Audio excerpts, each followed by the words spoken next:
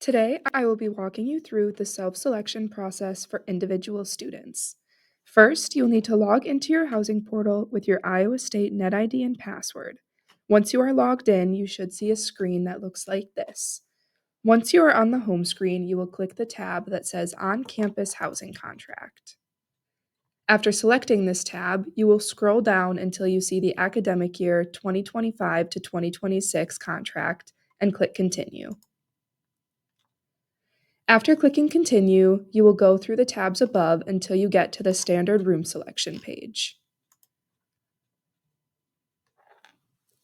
Once you are on the standard room selection page, you should see a screen that looks like this. Here, you'll be able to see all available room types in the residence halls for you to select into. Once you find the room type you are looking for, you will click Select.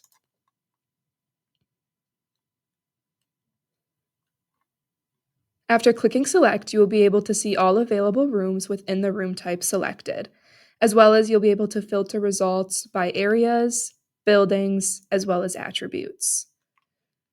When looking for rooms, if you click the Show Room Info tab, it will show if there is anyone living in the space, as well as its attributes.